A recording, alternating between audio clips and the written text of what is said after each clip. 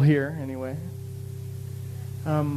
Probably known through his books, which we have in the school store, by the way, and a record that he made a while ago. Hint, hint. Let me see. He's probably influenced a lot of guitar players that teach you here at this school.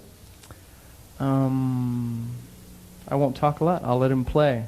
He's probably going to play a little bit and do a bit of a clinic kind of thing. If you have questions you can ask, or if you want him to play more, just tell him. Probably in reverse order. Talk first, then play. I have just a personal suggestion for you. After you've seen the clinic, watch the video lots of times, because you'll see lots of things you didn't notice the first time. It'll surprise you. Just to give you an idea of Ted's wide appeal, I interviewed Steve Vai about a month ago, and he went wild when he heard Ted Green was going to come here. He couldn't make it tonight because he's out of town or something, but excited about it. Better things to do. I don't know. Okay, give Ted Green a warm welcome, please.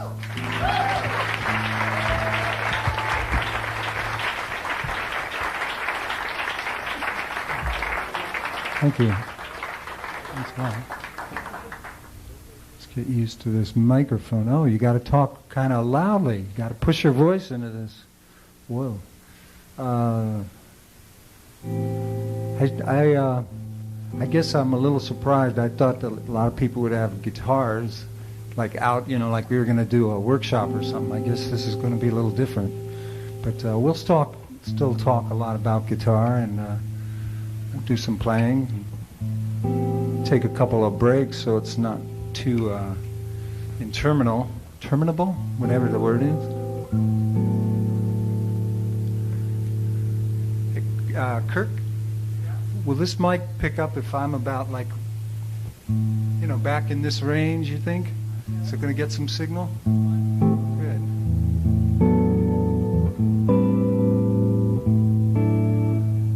I thought I would talk to you about keys first, like what it means to be in a key.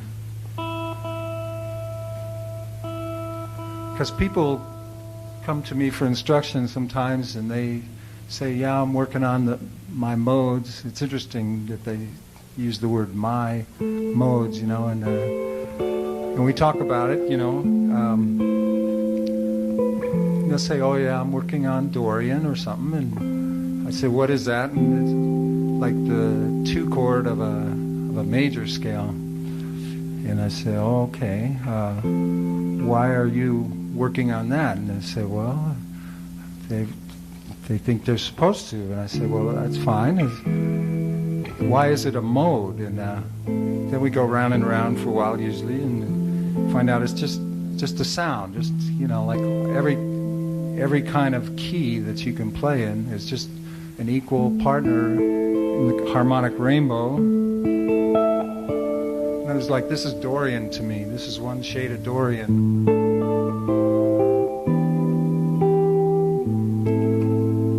Why is that Dorian? Does anybody want to tell me why that sounds like Dorian? Like if you were in the car and you heard it, how would you know it's Dorian?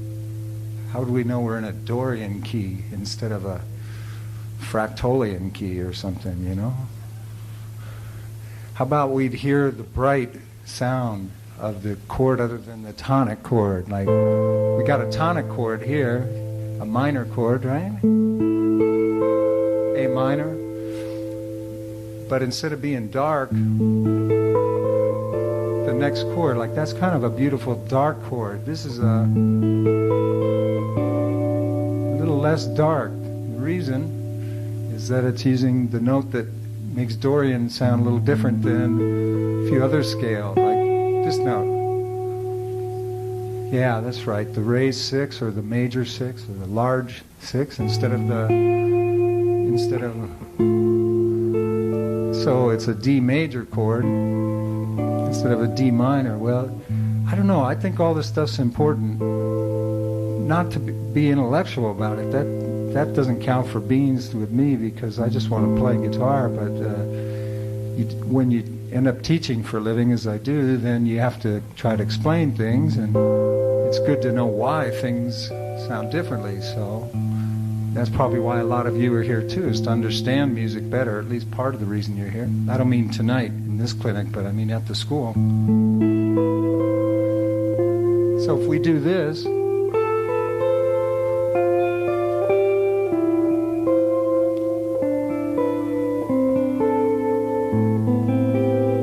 what kind of key are we in now? How about Aeolian? Because we have that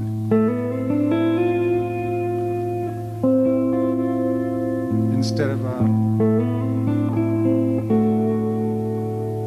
that stuff is really good for shading differences.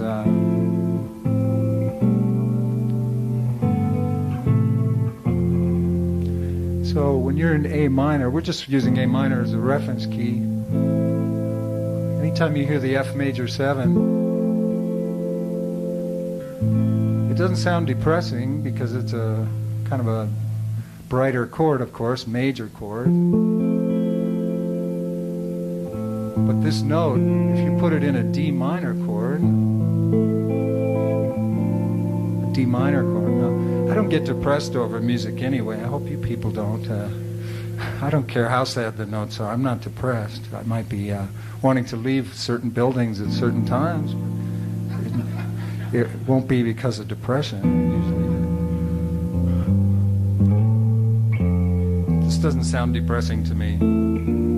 I understand that, like in films, they'll use sounds like these for sad moments. But it doesn't make me feel sad. It just makes me feel strong feelings. I don't know what they are. I shouldn't make light of it, but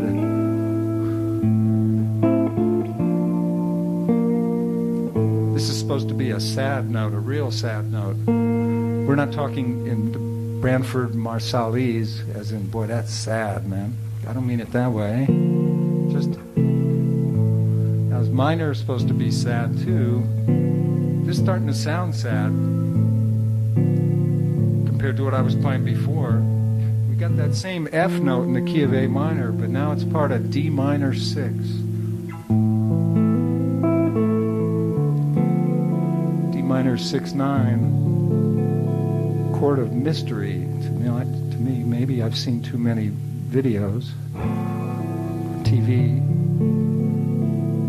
It doesn't make me feel sad, you know. Major's happy and minor's sad. I don't know. It doesn't feel like it. There's that F sharp. He's sneaking back in. How come? Why? Because it's fun to play him. But you're leaving the key. No, we're just leaving the diatonic framework. We all know that we're in the key of A minor if we hear lines.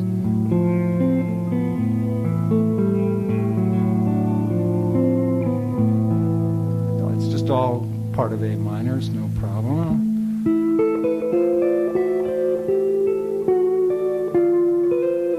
There's just all different notes in the key center. So it's not diatonic anymore in the strict sense of one scale generating the harmony, but that doesn't really matter, you know. I mean, just another option. It matters. I shouldn't put it that way. I'd say it's just fine. How's that? I mean, both things are good. And, if we're in A minor and we hear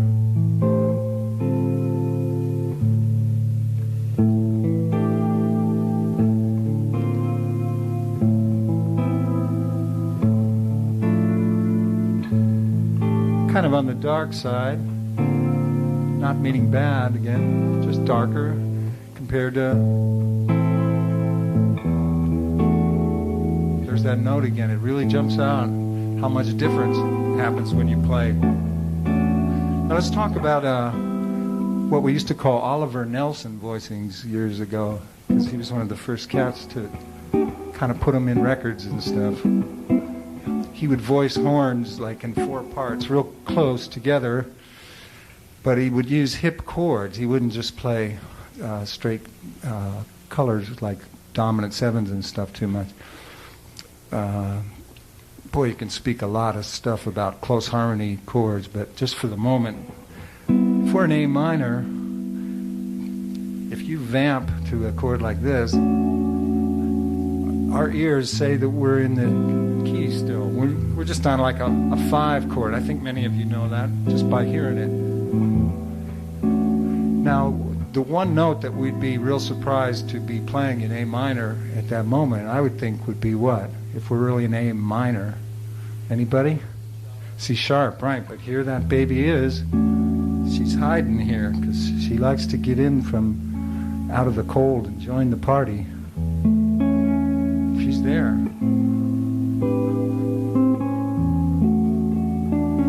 So what I'm speaking about here is buried dissonance or buried surprise notes. I mean, don't think any notes are bad or out of the key. Maybe you don't anyway. Since I don't know all of you, but since I've been doing this teaching gig since '64, you meet a lot of people and you see that a lot of people are full of knowledge, rules they've learned and precepts, concepts, and it's usually all good stuff. It's just it can inhibit you sometimes from seeing the picture that everything's in the key, everything's in every key.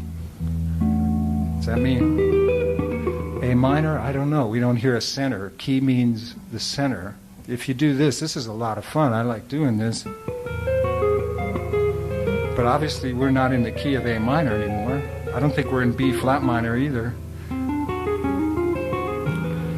It's no key, obviously, but that doesn't mean it's bad. It's just an effect.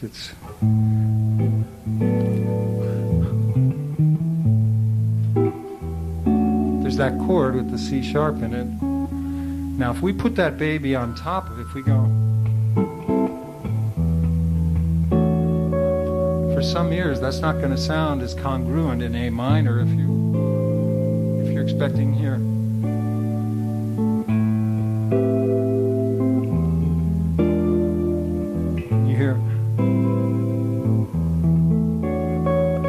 Depends on how you hear. I've gotten used to it. But if this note troubles you, or if any note, that what I'm trying to convey here, and not doing the most concise job of, is if any note troubles you in any kind of key, bury it inside the chord. You know? Like take this thing, put it somewhere where it's not in the soprano, because we tend to hear soprano the most.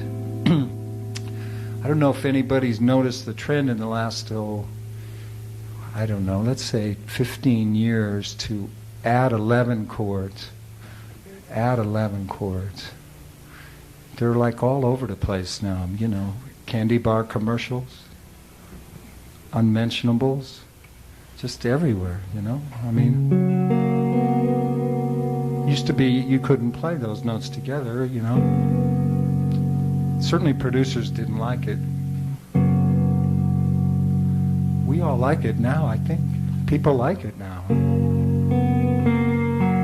don't know if a lot of you know that in the old days, when this is how music sounded somewhat, they didn't even have yellow, I don't think, man. I mean, at one time, you know.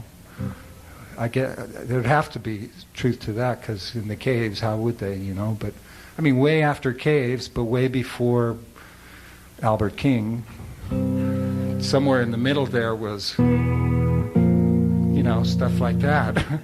That was music.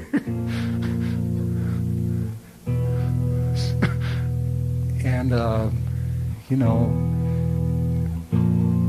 they fought over the rest of the notes. They did. No, they really did. Try not to spit on the mic, man. They really didn't know what else to add without having full-scale conflagrations break out, you know? I mean, people wearing silk were upset with people who weren't for playing things like, you know,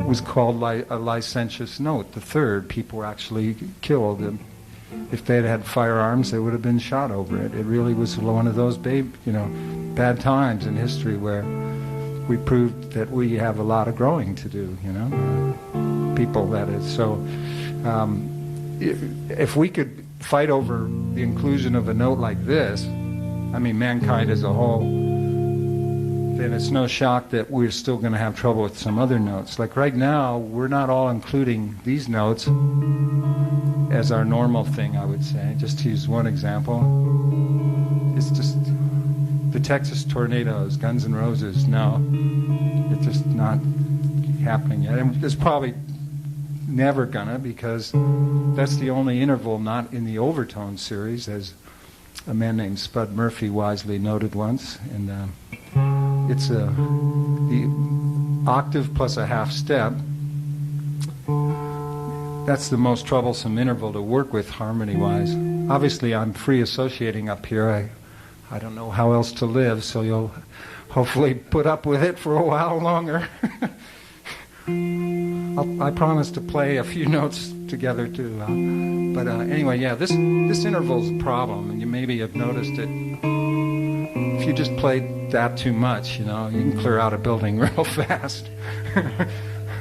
or get the club owner to pay you, actually,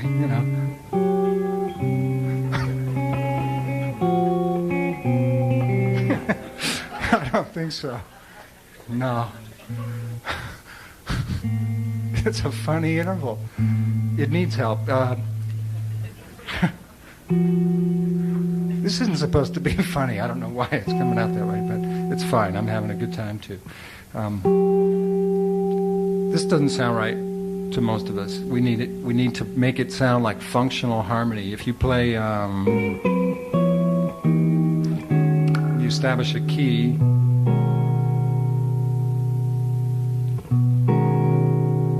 Okay, so we're in, say, B.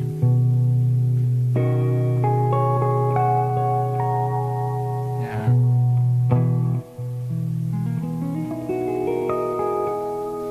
So that's old style harmony.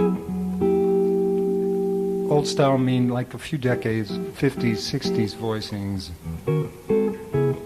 So people don't even play that kind of stuff too much, or as much, shall we say, as lingering chords you just want to linger on. Yet, it's not offensive anymore. It's not like strange, and because it's got other notes to soften it. But if you hit any intervals when you're doing your harmonizing songs and things that really sound bad, the likelihood is that there are other notes that can be added to make it better if you're not aware of that. Don't give up on it. What I mean by that too is there's a strategy where you harmonize a song by just say adding a bass line first to the melody. Gosh, what's a melody we could do it with?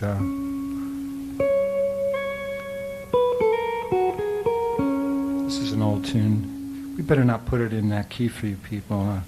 How about F?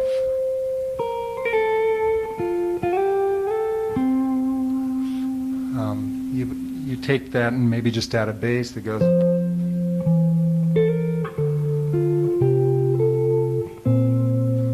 We're just walking down the key by doing that.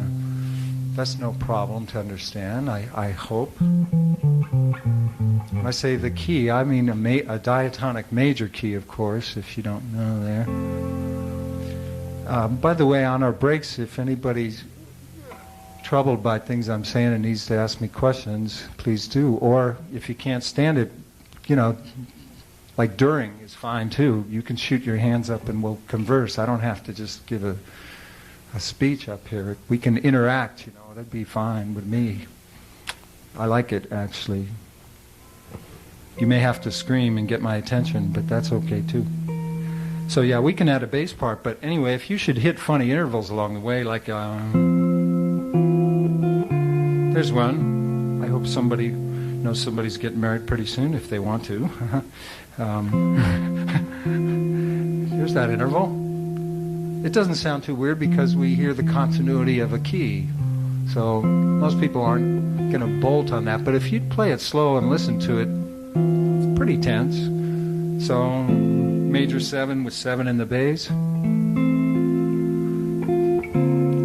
That sounds pretty acceptable in a case like that. When you hear all those lines people play. Now the interval's buried inside. It's not in soprano anymore. We just doing that. There was a tune in the 60s based on a Bach thing. It went...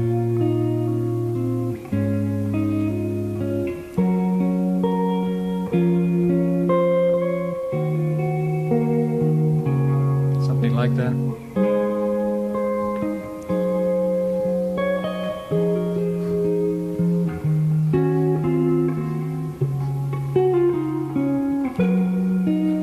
Sorry.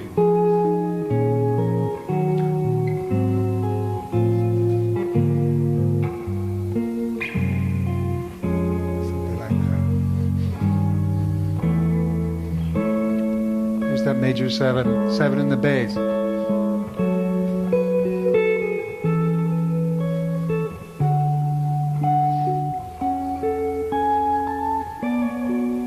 Bass is definitely generating the harmony.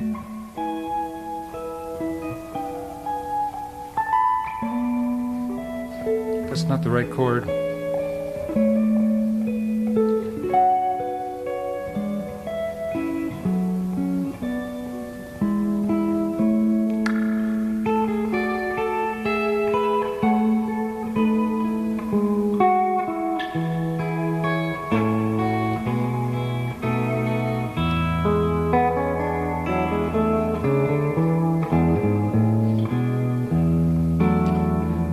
I like this Bach type harmony. It's all in a major scale. I mean, most of it anyway. If you want to get more into that kind of harmony, you play around with 2 voices at first. Maybe on the top 2 strings is a great place to start sometimes. Say we're in the key of A here.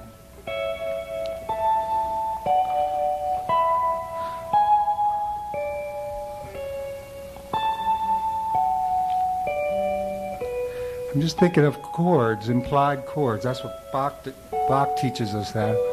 His music is about chord tones that are stitched together with either scale tones or chromatics, and the genius is that there are motifs binding it all together, themes in most cases. And that's a staggering thing, that he's got themes as well.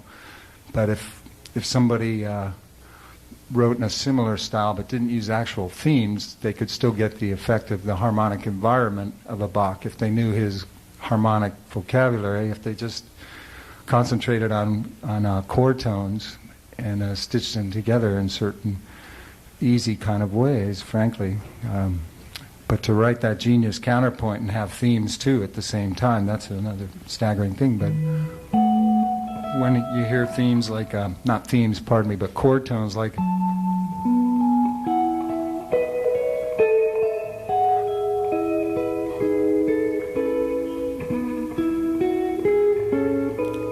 those are all chords.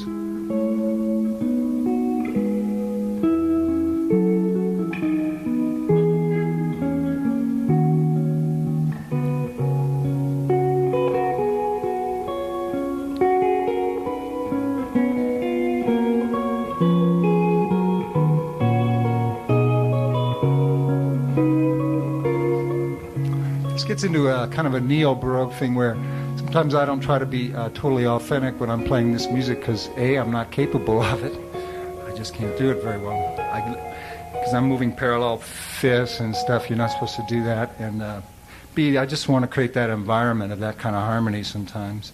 A guy like Bach is a good place to start if you're looking to study a real deep level of diatonic harmony. Just again, where we began the discussion about keys generated by scales, the chords of scales.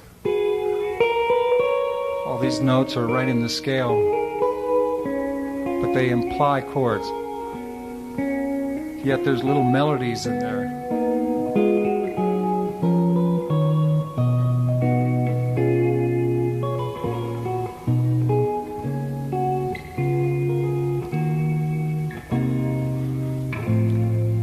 Minor keys, we're back to that.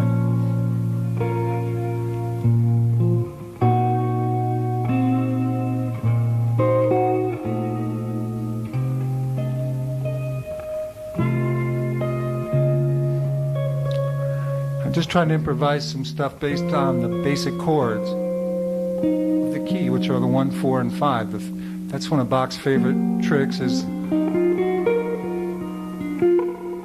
to use the 3 main pillars of the key to generate everything. He'll go into that zone for a while, a lot. I promised myself tonight, before I showed up, that I would talk to you about this harmony of Bach, so we're in it now, but we may have to have a lot of feedback from you folks too, so I know what people don't understand that I'm saying, because I sure don't want to confuse you. Let's take a key that's easy to think in. Let's take, I don't know, let's go to D minor. So if you're going to try to study the harmony of a giant cat like Bach, and by the way, the root movements of Bach, when he's doing other devices like Cycle 4, those are just like those old standard tunes, you know. I should face this way a little bit too. Those things are, you know, like you take a tune like Autumn Leaves.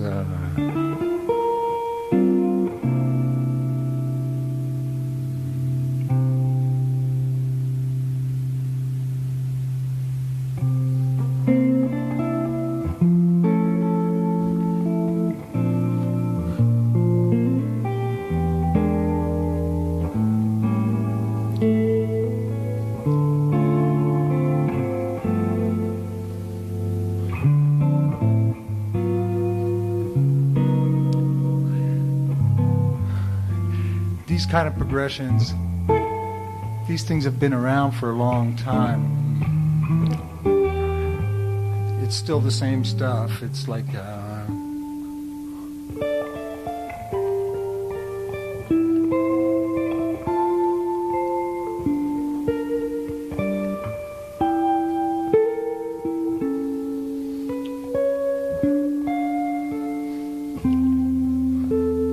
D7 leading into G minor.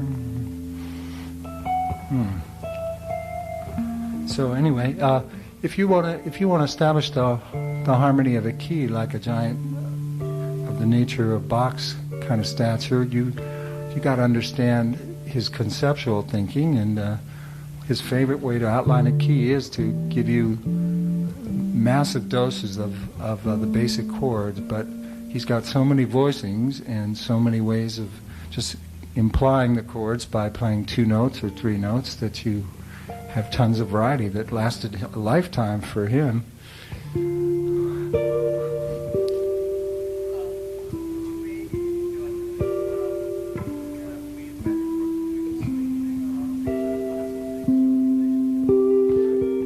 Don't think I can, but I'm sure going to give it a go, man. Since you asked, I like the challenge.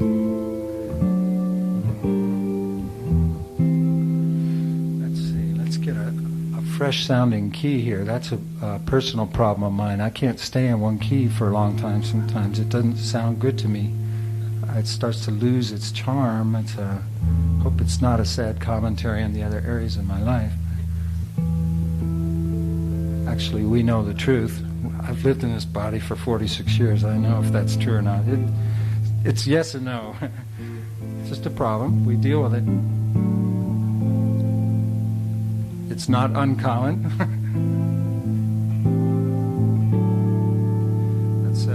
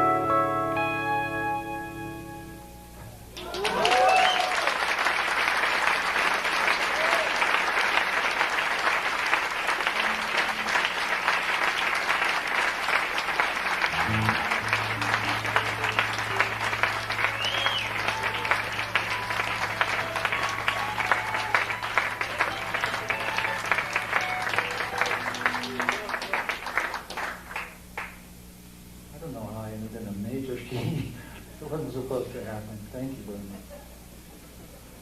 I was trying to get over to B minor and I couldn't do it.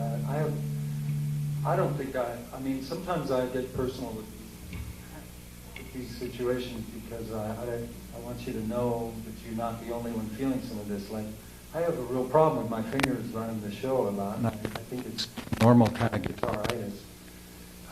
You know, where you're actually trying to do something and you can't stop your fingers if you want to continue to be musical at that moment. You know, like you'll be trying to get somewhere into a certain key or something, and yet you don't want to stop playing, so you keep going, and pretty soon you're into something else, and you know that you still haven't lost sight of where you originally wanted to go, but damn if you're not going to get there, though, you know? I mean, you just... Not in a few minutes, anyway. I mean, I just couldn't get B minor to come out there at the end. It's possession. The man is possessed. No, I don't think it's that. It's just, it's kinesthetic, you know. You practice and you watch the news, or you're on the phone and Aeolian, Dorian, Fractolian, you know, and you're just practicing these things, and your fingers get so used to running, they have their own mind. You know how that is, and it's not good, but it saves my butt in a lot of cases. It's better than stopping. That's my problem there. Let's talk about something else, like contrary motion, or yeah, let's talk about that. Actually, let's wait. I wanted to really talk to you about keys. I started it tonight and got off on this other stuff.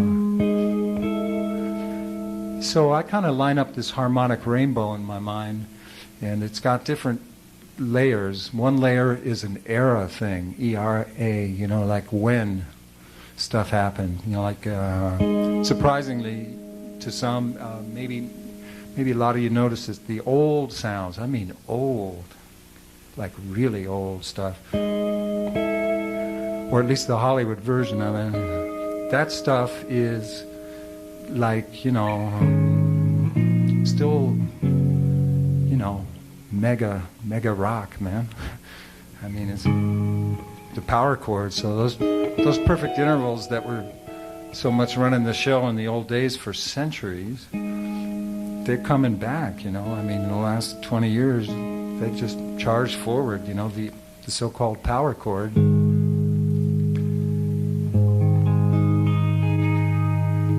A lot of people have trouble with labels.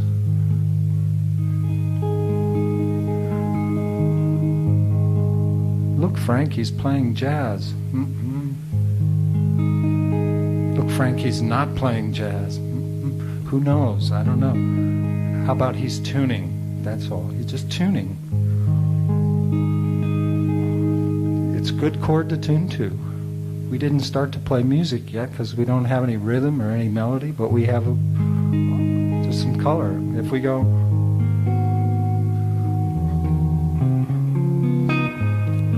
It starts to be music because we got motion and a little bit of, you know, nice stuff going on. Chords like this set a mood so that your ear gets hungry for harmony, hungrier than just, okay, let's play in G minor. Notice how we're not excited by this at all, man. I'm not. There's just no preparation. It's like other areas of life. You got to prepare this stuff. If you really want to feel it and not have to take a long time. It's different when there's a drummer and a bass player and you're playing with other folks. I play quite a bit with just singers or by myself or things like that. So you got to work it a different way. If you're with a drummer and bass player, they get, in a few seconds, if they're together, man, you're excited, I hope. So, but, one instrument, 6 strings, it could be, a long evening if you got a gig and you got to entertain other folks and yourself. And are we in a key? Well, so far we assume that we are. We hear something. It's the key. It's the key of Keith Richards. No. It kind of has that vibe, huh? I've heard somewhere it sounds like the beginning of Jumpin' Jack Flash or some tune like that. So, tuning chords, chords that have all perfect intervals are great to tune to. They also just establish a key. They don't establish what kind of key you're in, though, other than that you're not in a key that is going to have a flat 5 instead of a real 5 or something like that. But it's an open book from here. So let's talk about this harmonic rainbow. We've already spoken a little bit about these diatonic major things. I started to talk to you about add 11s, just because it's a contemporary sound. Everybody in the room probably knows what a major 7 chord is, or most everyone. Are they a dead issue? No way. But they're not, the cutting edge of what's happening and a lot of people's choice of what they want to hear, that's all. I never get tired of them, but you either love them or you don't. Are we modulating? Depends on your point of view. I'm still hearing this is the key. But now we're in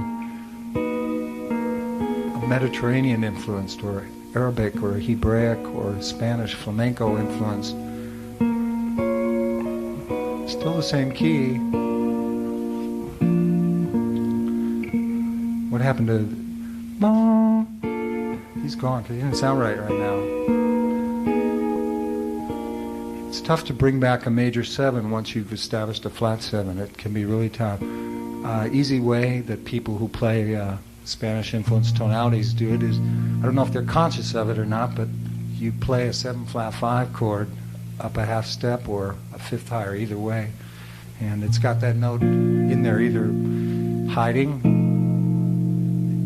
it's in there, or if it's not hiding,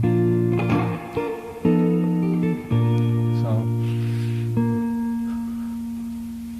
that note's back. Instead of, I guess we should talk about gypsy scales for just a moment. They're not codified yet in all the books, it's okay, they're growing. Let's say key of A, you've got A. If you want a standard gypsy scale, in case you don't know this, because I promised myself whether I thought you already got this at school or not, I'd have to assume that maybe you didn't get this particular slant on it, so I would try it with you. If you're wondering why I'm spending so much time talking, I just have to feel like I need to do these things. That's all I can tell you. I won't sleep right if I don't talk about some of these things. That scale just has a lowered second and a lowered sixth to begin with, which is why it sounds non-American, non-Anglo-Saxon. If you go.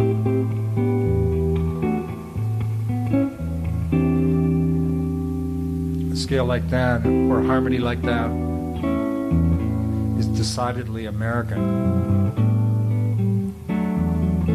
Something's a little louder.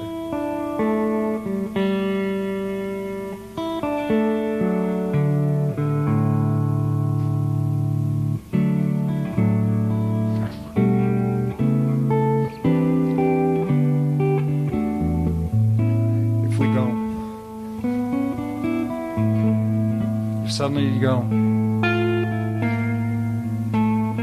notice that note. I hope you notice it. It's because it's what changes these American scales into something else. It's not the only note, it's this other note. But this note by itself won't do it, because say you're an A, you play an F chord.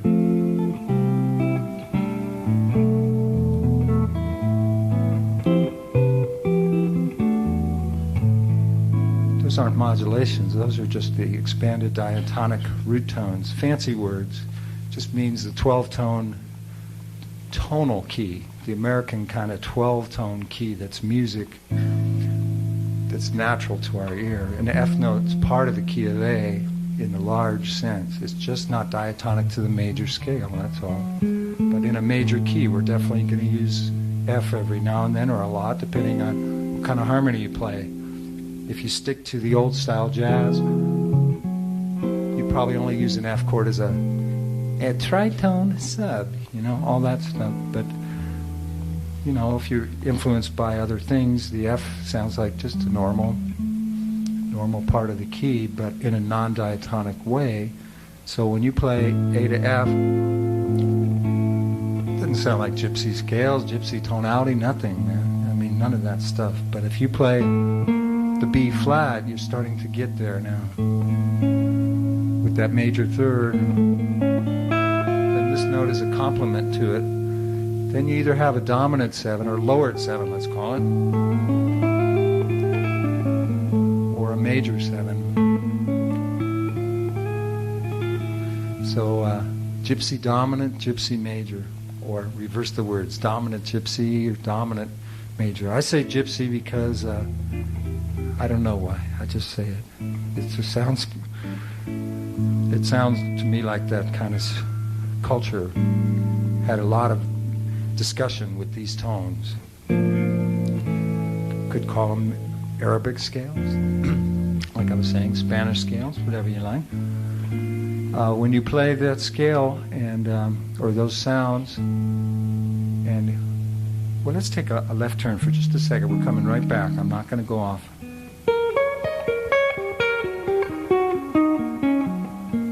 Those notes. Anybody, a single word, an adjective, what those notes sound like? Blues, thank you very much. They're a blue thing, they're blue sounding. When you hear, especially this inflection between the blue third, which is higher than the minor third, it's a little bit higher. The major third. Blue third is just like the sharp 9 too, real similar. I mean, either way. But anyway, that's a cool little scale. That's a scale that just has a root and a sharp 9 and a third and a fifth and a flat 7. So it's like a blues scale where you kick the fourth down to the third, and you're then thereby using all the notes of a raised 9 chord.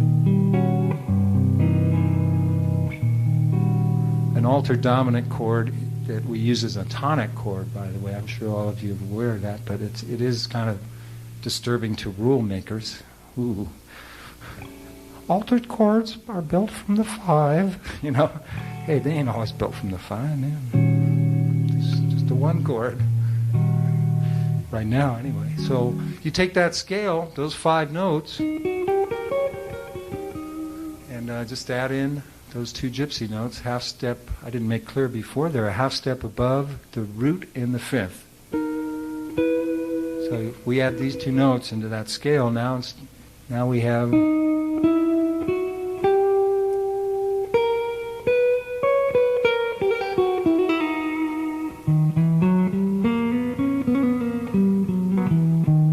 kind of gives you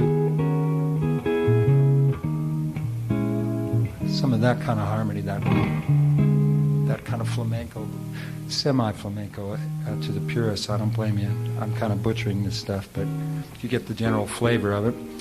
Then there's a 6-note version of that scale. And both of those scales, the 6-note scale just leaves out the 5th. And both of these latter 2 scales, by the way, I call that one the Gypsy Blues scale because it's so blue then we have those other 2 notes we're adding. Yes?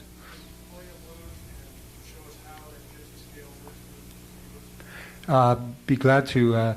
What we have to do is clarify one more little point.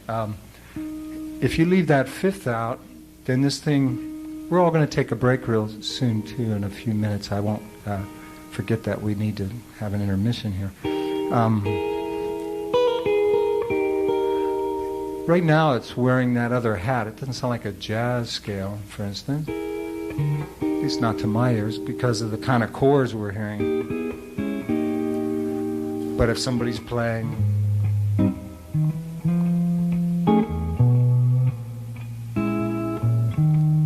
right there, when you hear, it's almost like the altered dominant scale, but it doesn't have that flat 5. Now that's the 6-note version of it, where you just leave the 5th out. I hear Wes Montgomery, and that was chromatic. This so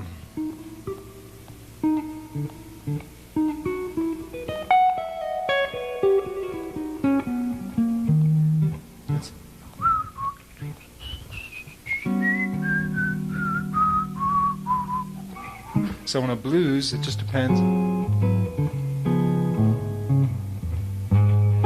Like right there.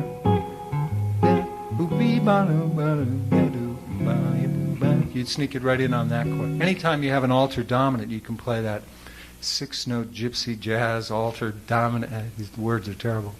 It's that thing, you know. That's I sometimes just say gypsy jazz. I just like to be able to say a couple words to describe a scale. We just don't have names yet for some of these scales. It's just, you know, harmonic minor. We all know what that means, which I can't seem to find a use for in jazz if I'm playing over each chord and want it to sound ultra hip. I know all the books say, learn your harmonic minor. I love them, but they don't sound like jazz because of this.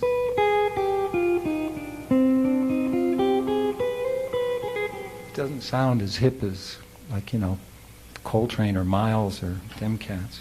It just sounds like a guy in Encino playing a harmonic minor. Anyway, we're going to take a little break because I'm perspiring like mad, and this microphone's a little bit intimidating, but we're working with it, trying to work with it, and we'll come back soon and talk about more things and play, and maybe we'll have more questions from you. I love having the questions because I don't know what to talk about up here. There's a lot of stuff that's fascinating to me, but it may not interest you. But if people ask, then at least I'm connecting with one person. So we'll be back soon.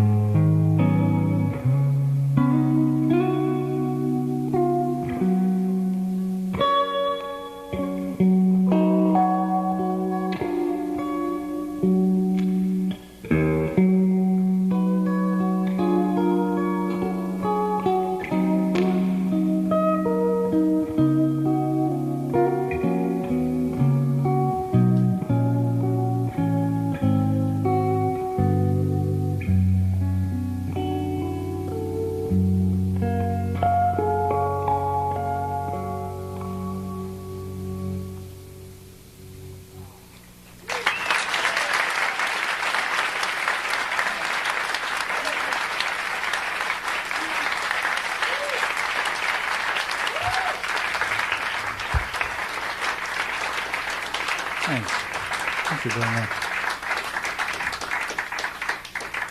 Been moving a lot of furniture recently. My hand kind of gave out on me in the end there, but started out with a bang. It's funny how much of playing is contingent about what just looks like hand. You know, you go in the market and you grab some carrots, and you're using your hands. If you're like most of us, we take these things for granted, but you know, why does it work one day and moving furniture won't work so well? Playing guitar for 18 hours. Next day, watch out. Play.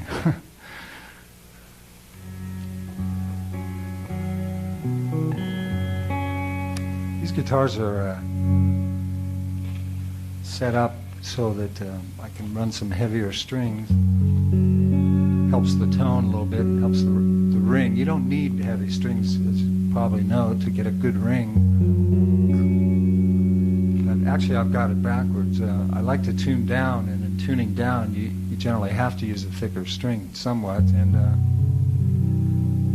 the bonus is you get a nice ring at the same time. I like to tune down because you get a little more bass. Now right there, when I went down to the D, it was actually less bass. That means we're not picking up the fundamental, as they say in the books. It's actually a little stronger right there. There is a place where, you know, whoa, fundamental came back on that note. I don't know why. Of course, the speaker doesn't like it. Wow, a C note.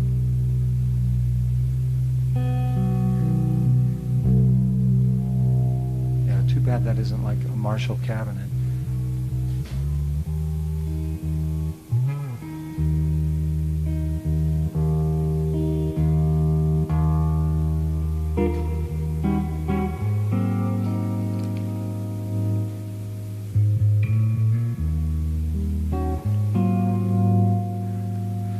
Well, let's see. Maybe we'll play a little blues. I always seem when I can't feel, right now I don't feel for sure what I feel like rhythmically. Sometimes you can gauge what tunes to play by, what kind of rhythm you'd really like to feel.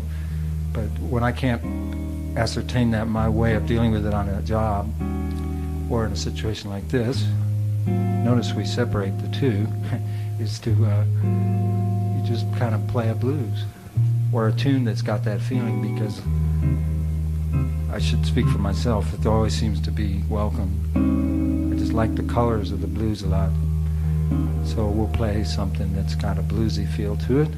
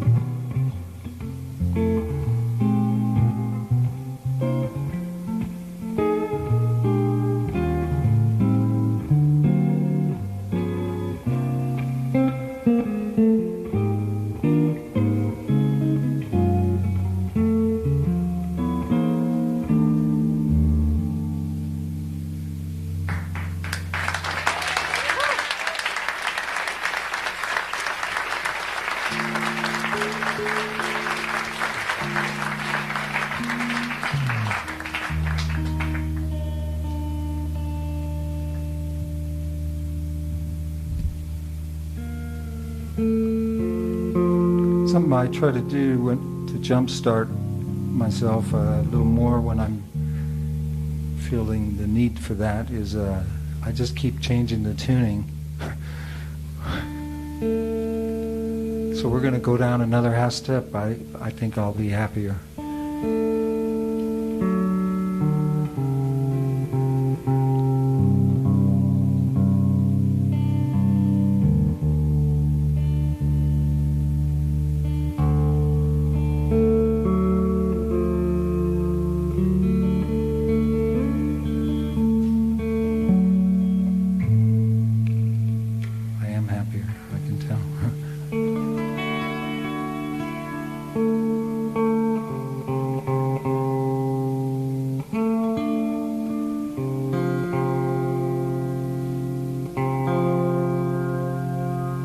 Tough, those plain third strings get real wobbly, don't they, when you tune down, if anybody's tried it. But I can't abide a wound third because I can't get the volume, and bending is over. You just can't bend them right. Of course, I've been doing a lot of bending tonight. No, I do like all that stuff. I'm just sitting up here by myself doing something else. I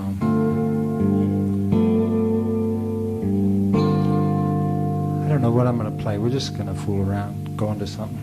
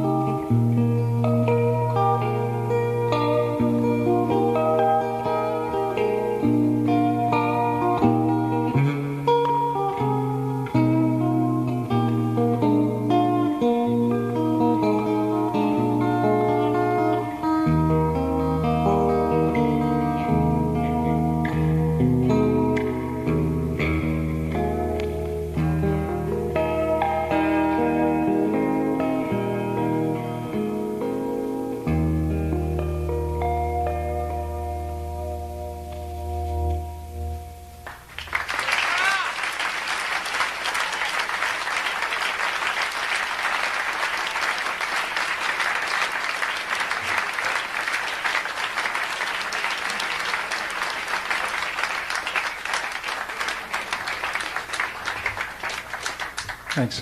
Thanks so much. Maybe I'll take a few questions if there are any. Somebody wants to talk to me about anything. Who are some of the musicians you listen to? These days or when I was a kid? Either one. Either one. Wow, there's been so many.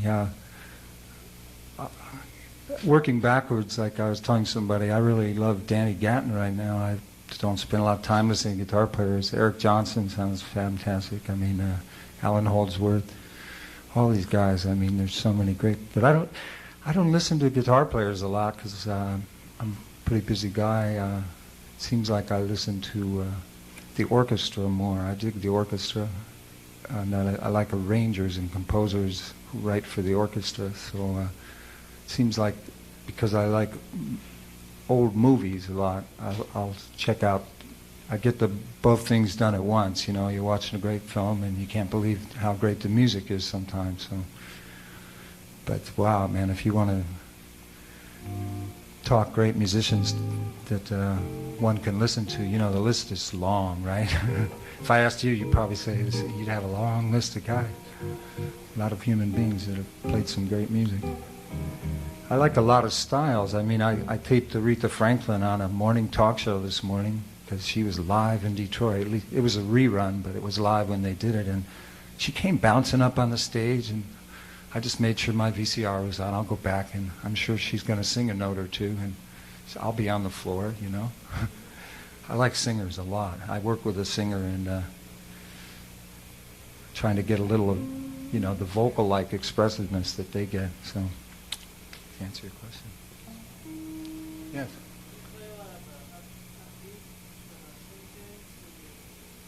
Kind of not as much as I always used to be. I don't know, man. I was driven this way when I was younger, and I seem to go in a different direction just right now. But I like playing bass for some reason now. I don't know what happened. I don't do it well, but I mean, activity shouldn't be confused with achievement, right? So when we, I mean, I like the feeling of hearing these cats playing, not swing, but bop, you know. I like that. I really dig that feeling. So I'll look over at my singer friend, you know, she's open to any kind of music and she likes jazz a lot, and I'll just start doing that on some tune. But I can't do that and play the chords and a great melody and call long distance at the same time, you know. In fact, just the bass is about all I can get at that tempo. I used to play a lot of medium things. I'm just kind of a medium cat. I run on frenzy inside, but it doesn't manifest. It's trapped, you know? It's never come out, except that time in jail, and we don't want to talk about that.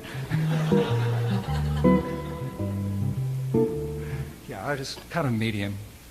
Latter-day Jim Hall in that sense. Follow his. Yeah, that's true. The real story, I'm not trying to be funny, is I asked my teacher, he came to the pad, he had two guitars, a blonde one and a pink and black one. It was 1957, fall of 57, and Elvis Presley had been around for a year and a half, and I had overcome initial resistance. Why is everyone screaming? I don't get it, to saying, hey, it sounds great. And his guitar player, you know. I mean, he was doing that stuff, man. And when you're a kid and you hear that, you love it. I did. And Elvis's favorite colors were pink and black, and I asked the teacher, how does he play? And he said right-handed, because he asked me, how are you going to play, you know? So if Elvis played right-handed, I always thought he was doing those parts. When you're a kid, you don't find out till later it's a guy named Scotty Moore, and, you know, everyone on the stage is right-handed. So that's why I play. But it's probably an advantage because I like harmony the most on guitar. I like rhythm and I like melody, both a whole chunk, but I like chords in my greatest area of fascination. It seems to have been for many years, so it probably helps me more than it hurts me. Sure. Yeah, when you do your harp effects, you know, you know, unfortunately, sending from, you know, those, way up on a string for the wood and neck. Were you doing those all exactly? That's the story of my life. Say the question? I'm sorry. I cut you off. Am I doing them what? No, I'm not. I do others too, yeah. Yeah, we try. Yeah, I'm not being humble. I'm saying try because it gets harder to be accurate up there. The only guy I've ever seen who's consistently accurate, and he'll scare you, is Tal Farlow. No matter what else is happening for the guy, even if he doesn't feel he's having a great day and that both hands aren't as strongly happening, man, he'll go into that. He'll just be playing and has anybody ever seen him doing that? He'll just jump up another octave. And he's up in here where the dust marks are, you know, and it's like, how does he get that thing to be accurate? It's amazing. I'm mainly going up an extra fifth most of the time to get those extra notes. If you go up a different interval than that, well, there's a fourth interval up will give you 2 octaves, and a fifth up will give you the fifth, in 2 spots, mind you. On consonant chords, you get more consonant intervals. Example, this is a consonant chord.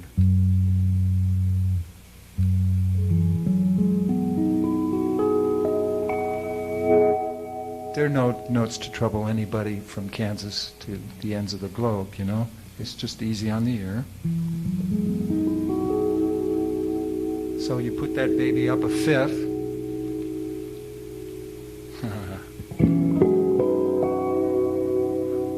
Ooh-wee. Love that chord. Wow. Some extra goodies up there. The 17th. The infamous tried and found innocent by court of no appeal. 17th, yeah, it's a special note. We don't usually talk about 13 because life's too hard already, you know.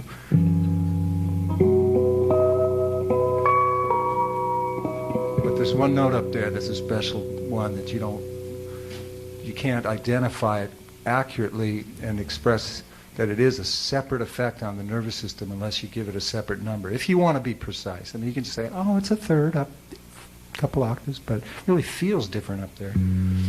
It only works that way above an 11th. If you just play a third up high, even in a beautiful dominant chord or something, it sounds great, but it doesn't have that magic effect, you know, where you just something magical happens in suspended dominant chords or 11th chord type things where you have other overtones way up high. When you take non-consonant chords by the old standards of dissonance, you know, like to them this was a dissonance, you know, dissonance. So you play a chord even with a flat 7 up a fifth. Well, let's not stack the deck. Here's B9. Here it is up a fifth. Call Leonard Nimoy soon. You know, I mean, but I'm not sure that's happening the way an altered chord up a fifth would be, like this. I love. That is just so out. I mean, if you're going to go out, you know, way out. That's what I called my Columbo chord because I love that TV show. And there's usually a part where Columbo is on to the cat. Well, Columbo's always on to the cats, we find out from the beginning, or ladies. There are a lot of lady villains. The villain is often a lady, and wonderful actresses in that show, but that's another story. Anyway, whoever the murderer is, gender notwithstanding, at some point they figure out that Columbo's onto them. We know that Columbo's been onto him because otherwise it wouldn't be on TV. We can sense something's going on. But there's this moment where it happens, and like he'll leave the room. He's already come back. Oh, just one more thing, 3 times, you know? And it's like, the guy just looks out in his face like, oh, no, man, I thought I got away with it, you know? Kind of a riot. Yeah, that's the closest I can get right now to some of those chords. Now, if you play a third or fifth up from a chord, any chord, you get that same kind of wildness, that same kind of crazy kind of notes.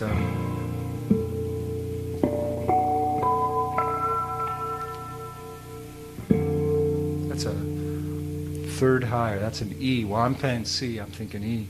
Or a 6. Same thing. When I say third, I don't mean 3 frets, you know. I just think of the alphabet. For me, music theory is an easy thing. When I was a kid, it was a hard thing.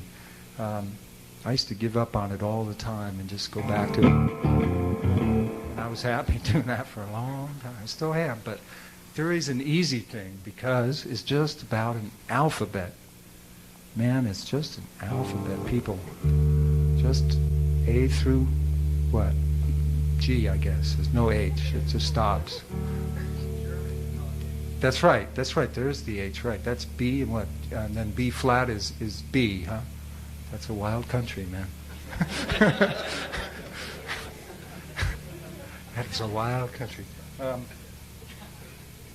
We know it's wild if they start with that premise in the alphabet to begin with. So anyway, yeah, our alphabet's a little, it's easy, A through G. You know, you put some sharps and flats in when you learn about all the precision aspects of theory, you know, which scales have what and so on. But God darn it, it's just an alphabet, you know. I've been lucky to make a living as a guitar teacher, and people sometimes leave after spending an hour, and the assignment is for them to work hard on a few different things, one of which is to learn the notes in the scales. And I invariably, if the brain's working well, tell them to do it descending first, because much more music goes down than up in terms of the flight of the roots, the names of the alphabetical, you know, like all that. There aren't as many ascending progressions that have made their way into the fabric. Even the way we voice lead progressions of force, or what they used to call the cycle of fifths, what I've been calling cycle of force for a long time, because I like to think forwards, like A minor 7, D7, the G, and all that stuff. And the traditional resolutions are tones falling. You probably saw, you know, when I'm playing, if I'm doing that kind of stuff, I mean, the hands go down more than up. Doesn't mean that music doesn't go up a lot, it's just that the names and or the voice leadings go down, so we have to be able to think descending more than ascending. It's a wild thing. They don't, you know, you don't go to school and they go, okay, Z, what the hell is it? X, Y, Z, Z, Y, X, W, V. You don't learn it backwards. You just A, B, C, D, E, F, G. So it's a kind of an important thing to be able to think that other way. What was the question? Any other questions? Somebody like to ask? Yeah. Yeah, the thumb, you use the thumbnail and a first finger. You know, instead of using two hands, say on the 12th fret where you have your open harmonic. You know how to, do you know how to do it that way, or did you learn a classical way with the 1 and the 4?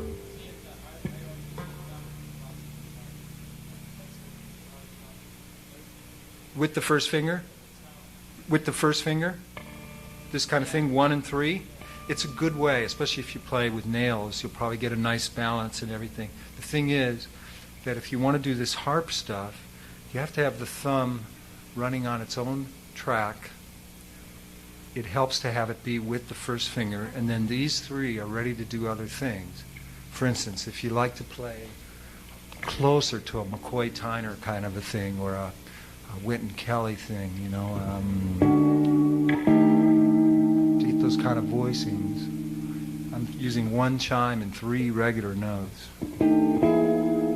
But if I've already got 1 and 3 occupied on getting the lowest note as a chime, it's tough to tell the thumb to get into the middle of the pack now. It'd make an interesting photo for a guitar book cover. So.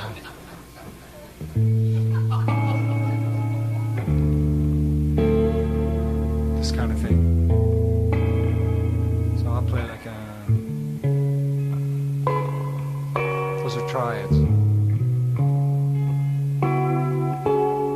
Let's get a nicer tone out of this.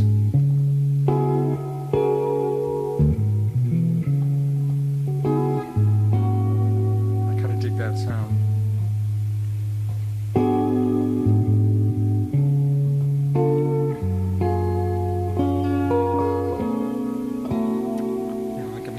Note and then maybe a chime chord.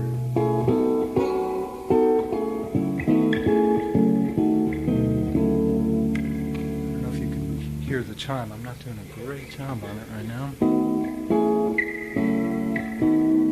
It changes those chords to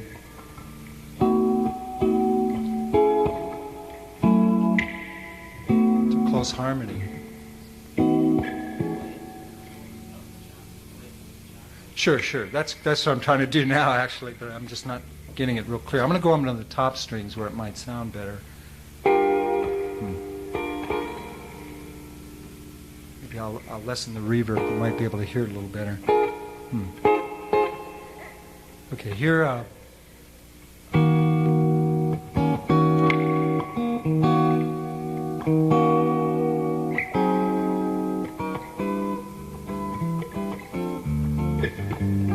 looking for a key that I want to hear it in for a second. Just bear with me, please.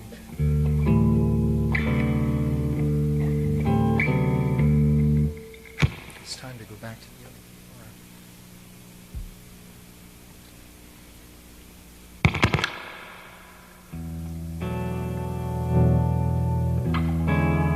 Wow, I like that sound now too. What a sound. Okay, so here's some chords.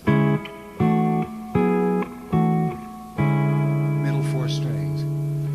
Real balanced. On a telly, if it's a good set of strings and the body vibrates real lot, you get an organ-like. You can set it for steel guitar, you know, he intended it to sound like a steel guitar, Leo, but anyway, same thing now with the chime in there. It's audible. I'm getting a little plunk out of it because I'm hitting it too hard and the string's a little low for this gauge. My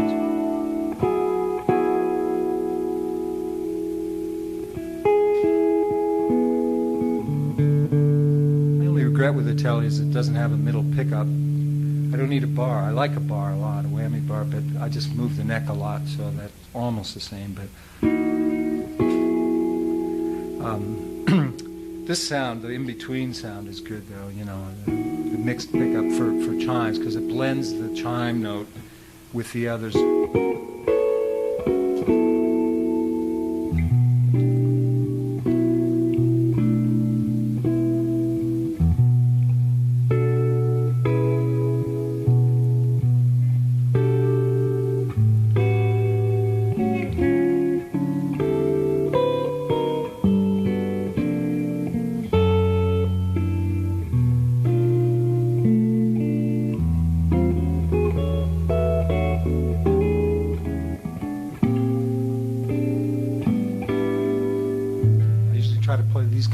To get close harmony, but with this stuff, it's just about the same. Versus where it's so muddy, you know, the speaker can't handle it right now.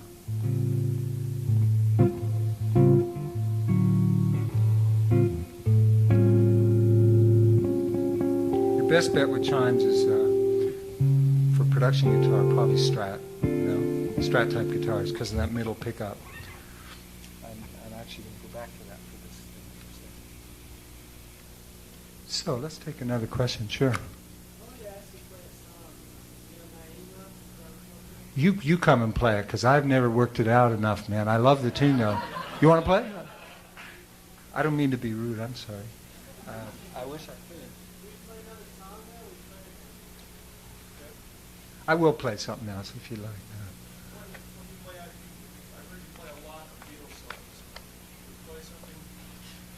Yeah, we'll do some of that if you like. Not to my satisfaction. Someday I'd like to. I can play it, but, you know, it's like... No, I mean, you know, sometimes you play it, but you can't find other things to do that you would like to do, you know? That's the problem. I confess, I'm a hard-to-please guy, man. I really am. I'm not in certain areas of life at all. I'm fairly amiable, but God, man, with music, I am just terrible. I don't know why. It gets worse through the years, too. But I'm about staying even because I'm learning better ways to deal with it. You know, like switch guitars if I'm bored. It's hard to find things that, you know, are really exciting sometimes, you know? having said that, I'm grateful to just be able to play. You know, I mean, I don't want to seem like I'm really upset about it, because that's taking it too far.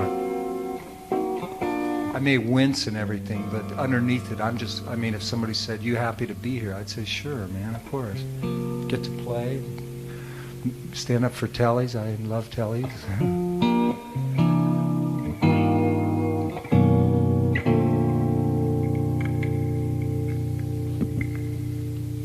Let's look at the song list. Song lists are good things. Don't want to have to rely on them, but I haven't been playing enough gigs, so I wrote down some tunes from my last gig. Okay, we're going to try a tune called, well, we'll do a little of a medley of Like Someone in Love and Someone to Watch Over Me. I like these songs. How about Tenderly? We'll sneak that in? No, I don't know. Some good songs.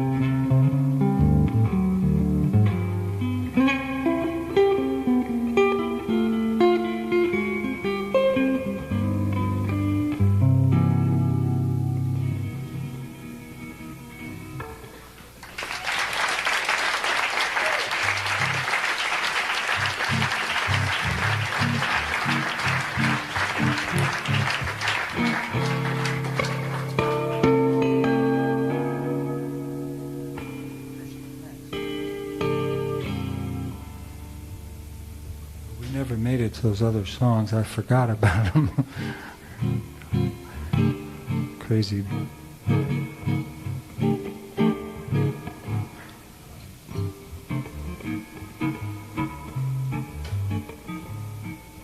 Definitely want to play something like this now. I can feel it.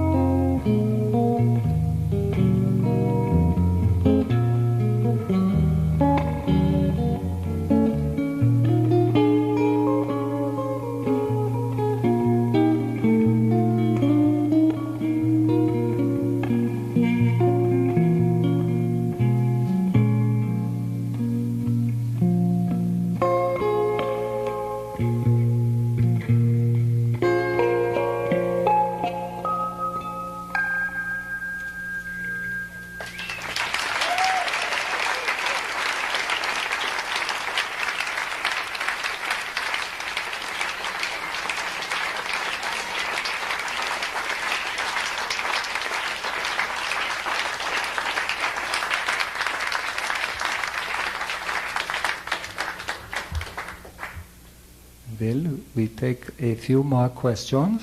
Then we're going home. I'm going. Yes. Can you talk to me about counterpoint? Contrary motion. Yeah, that's a good one. We didn't do. Let me take a sip of water for a moment. Contrary motion. I love this subject.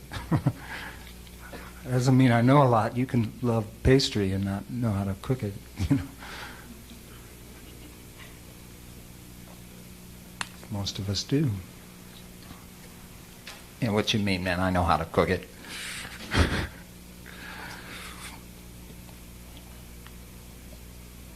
These people here have been very, very kind. They're providing me with water, things to wipe out the water. I'm serious. They're most gracious.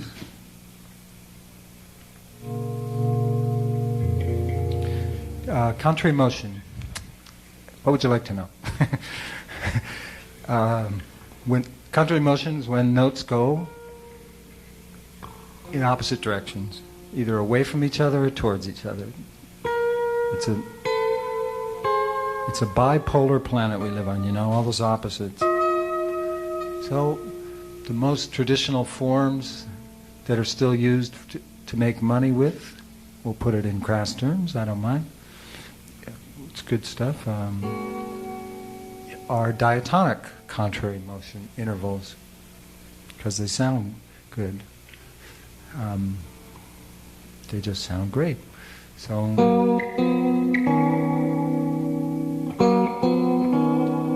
you might just do 3 in a row, you know, where the notes, one note's going up a scale and one's going down. You know what I'm saying?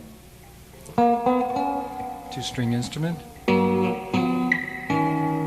Doesn't sound as rich, because part of the trick of harmony is to, if one wants to, is to let notes ring. I'm a real fan of that. I want notes to ring. I'm still holding this note that came one note before. I did a leap there. I didn't go in. That would have been the next stock diatonic contrary interval. You can just do a few in a row and then break out.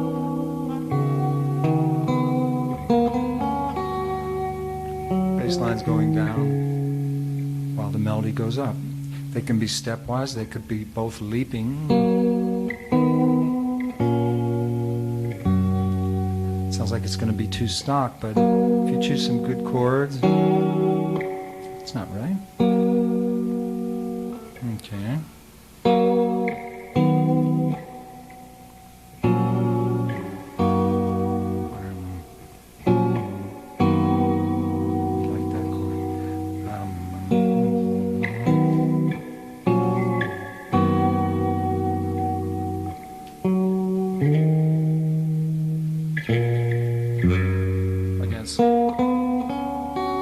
Doesn't have to be too boring.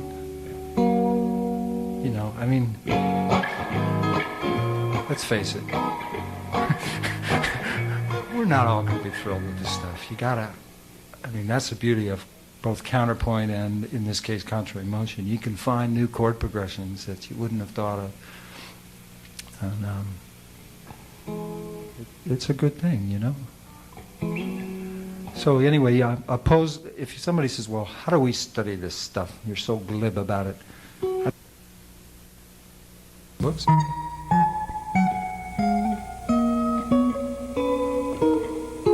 Contrary motion.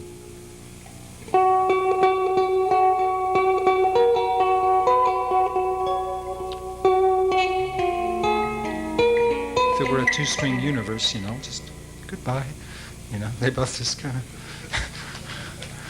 coming back again. So that's the other, you know. So you can do a diatonic, and then there's chromatic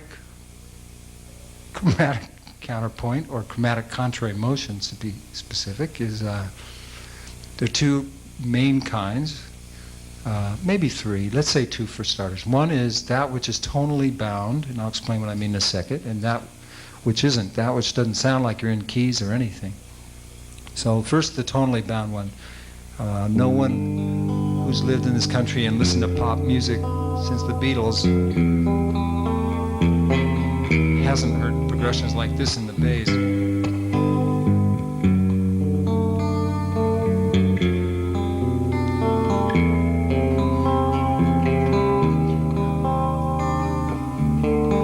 If you go back to Bach, or if you want to get certain kinds of flavors, you start actually a century after Bach with the Romantics. I'm not sure that's the right name, but all the books call it the Romantic period, you know.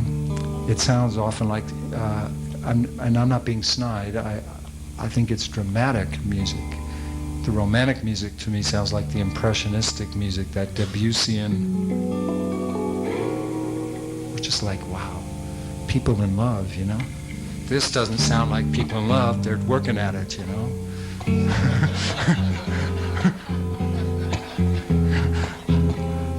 Romantic, I don't know, I thought that's what that meant. Anyway,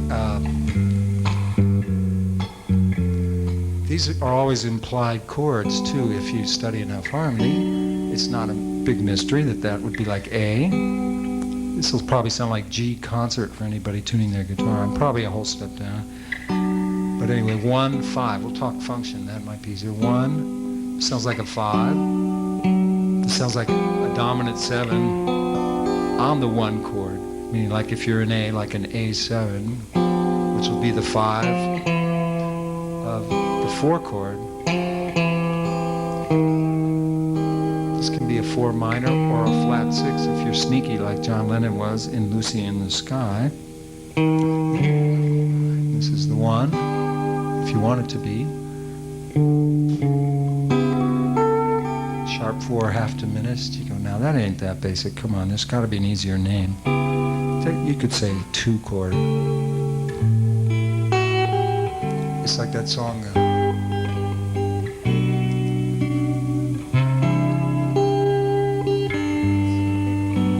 Let's see. No, that's not right.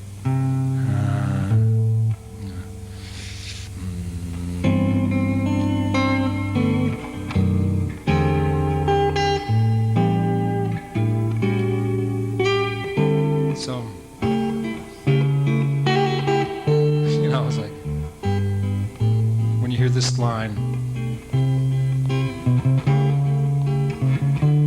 so going back, you're supposed to be speaking about contrary motion, I know. This is, we're just talking about how this bass line, on that degree of the key, is often a dominant 7 on the 2 if you want it to be.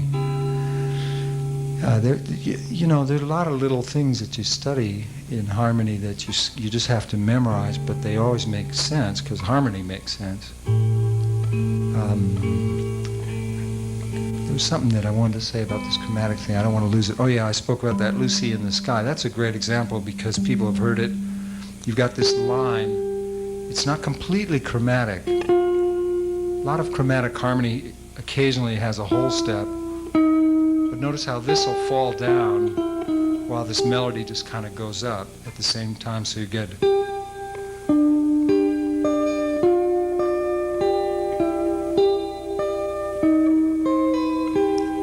So actually that fits the subject more of chromatically generated harmony more than contrary motion, but it's a little bit contrary oriented there. If you want to study chromatic contrary motion, where you're not bound in a key, then it can get boring real fast because it doesn't ground many people's nervous system in a pleasing way where you feel like you're happy with the results. But you can make some rule, like here my rule is I'm going to try to stay in only structures that are in one of the 2 whole tone scales. So those chords are in, I like to call the whole tone scales X and Y just for simplicity. So every other one is in X and every other one's in Y.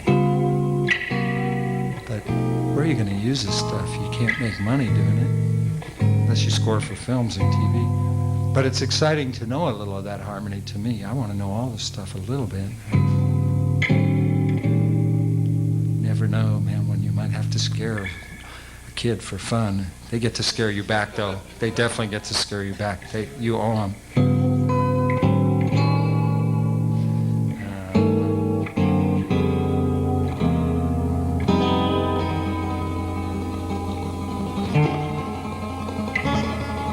It's fun. It's fun. I like it.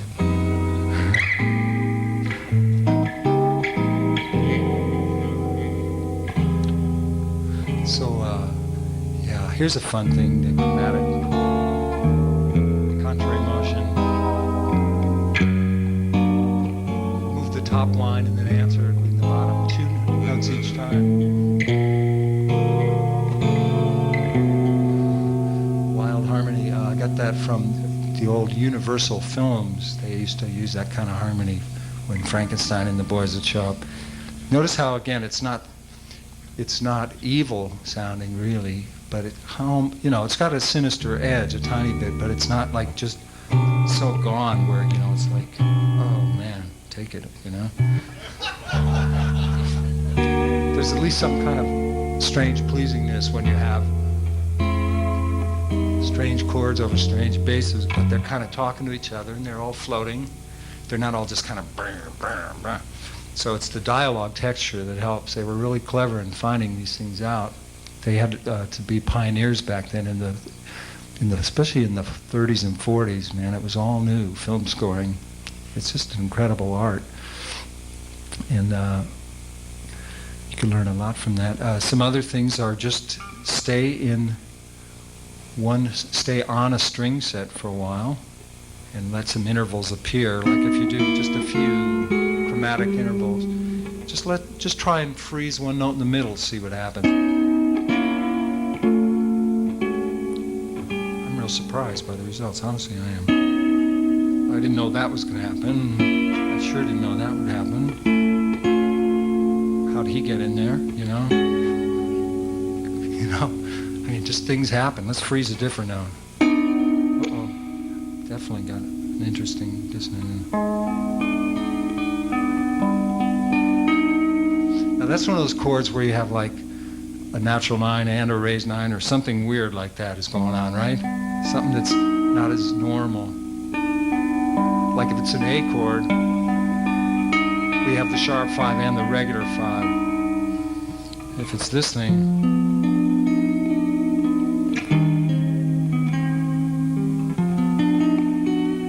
that doesn't sound right,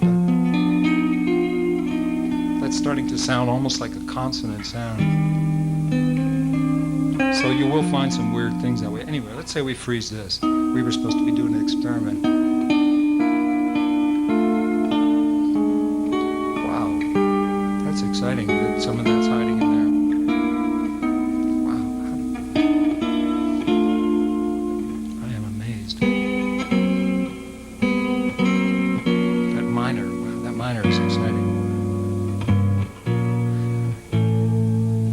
People didn't come here to see me get excited, so.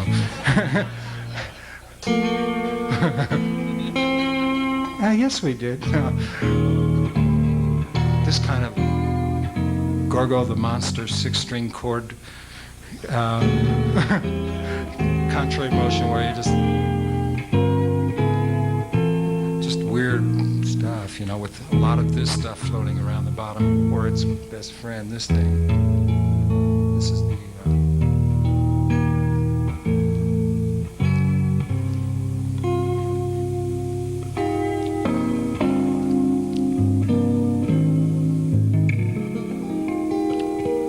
doing that on purpose because I get hungry to hear something sweet and great after all that kind of noisy stuff. But I like the noise too, I do.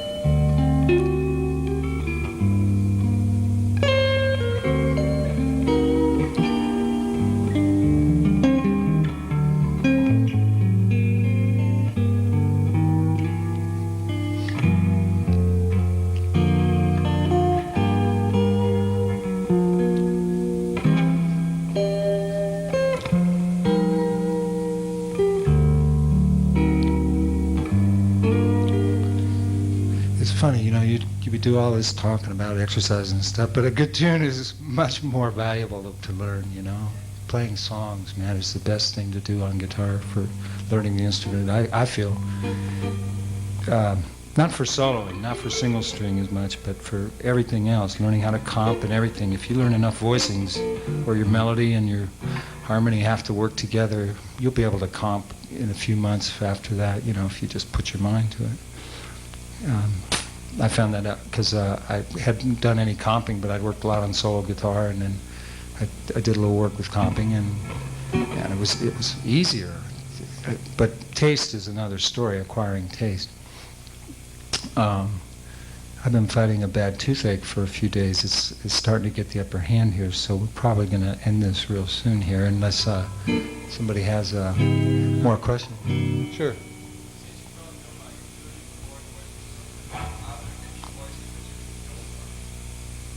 Voicings that I don't find useful? Yeah.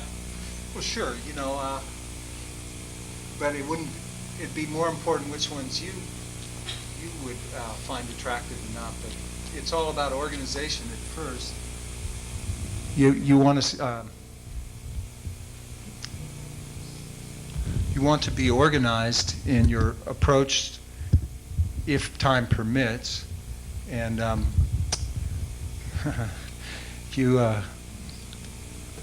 you're bound to find things in being organized that are more pleasing to you than others.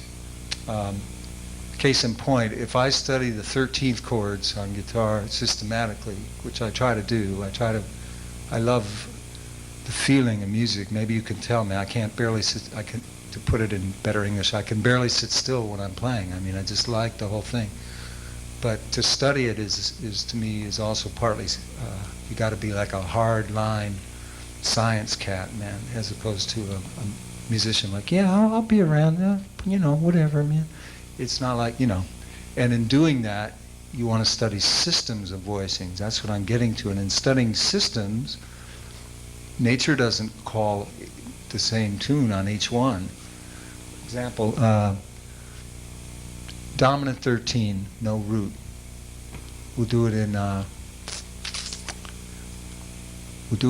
A. Top 4 strings, not close harmony, but next size after that, like A13. A13. Some people can't, to use the current vernacular, hang with this chord, man. You're smiling, I think you can. I'm smiling, I think I can. We're getting more open-minded genetically, or something's going on the planet. 'Cause you don't hear that in 50s jazz as much or anything, Definitely not the early New Orleans jazz, that's for sure. They kick you off stage. This is all normal, but then we get to this. To me, this sounds like, in this key,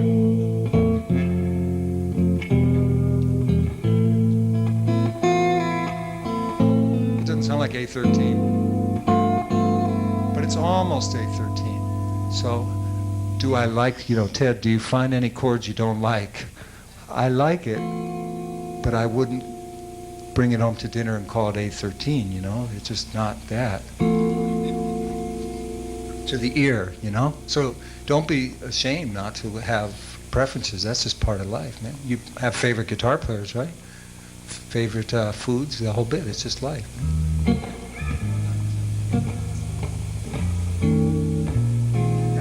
Painkillers that I knew that they'd wear off in the evening, and so we could. Yes.